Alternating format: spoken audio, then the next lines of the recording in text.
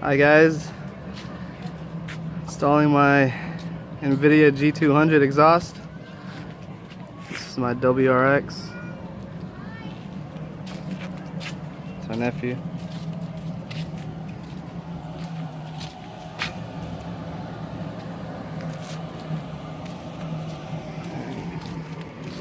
Got it on stand. This is how it looks like right now. Progress. All I have to do is just hang it on there, bolt it on. I don't have a downpipe yet, but that's next on the list.